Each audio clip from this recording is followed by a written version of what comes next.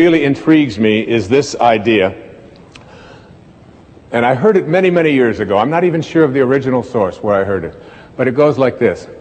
When you change the way you look at things, the things you look at change. Albert Einstein once observed that you have the most fundamental and major decision that you have to make in your life is this: do I live in a friendly or a hostile universe? Which is it?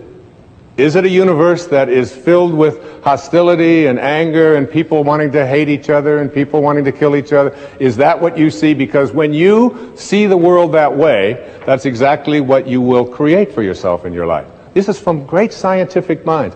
And the interesting thing is that this is not just a clever play on words, that when you change the way you look at things, the things you look at change. It's actually a very scientific thing, and I'm going to show you that in just a moment. I'd like you to imagine the following scene. You're in your house. You've got your car keys in your hand. The lights go out. Power failure. You can't see a thing. You stumble around in your living room and you drop your keys. And you look around for a moment and you realize that you're never going to find them in the dark. But you look outside and you notice that the street lights are on. So in your mind, a light bulb goes off. I'm not going to sit around here in the dark and grope around looking for my keys when there's a light on outside. I'm going to go out here under the street light and I'm going to look for my keys. Why are you laughing? This makes a lot of sense. So you're out here and you're groping around and you're looking for your keys and you're looking and looking, and your neighbor comes along and says, "What happened, Wayne?" "Well, I dropped my keys." "Oh, I'll help you look for them." And the two of us are now down here looking for our keys. And looking, finally he says to me, "Excuse me, but where did you drop your keys?" "Well, I dropped them in the house."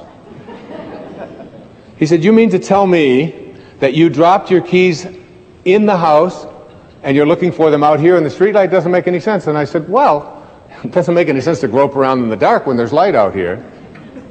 Now you laugh and you think how silly that is, but isn't that exactly what we do when we have a problem, a difficulty, a struggle that is located inside and we're looking for the solution outside? Someplace outside of ourselves. It would be like going to the doctor and telling him all of your symptoms, and the doctor says, "Oh boy, you've got a lot of symptoms." And he starts writing out prescriptions. You need a prescription for this symptom, you need a prescription for that symptom, and finally he gets this 4 or 5, and you go to walk out, and you say, "Well, I'd like my prescriptions." He said, No, I'll give this one to your mother-in-law, and I'll give this one to your neighbor, and I'll give this one to your daughter, and I'll give this one to your father. I mean, you're the one with the struggles and with the difficulties, and expecting somebody else to change or something outside of you to get better in order for you to make your life work at this level that I'm calling intention is something you have to really take a hard look at. It's in here.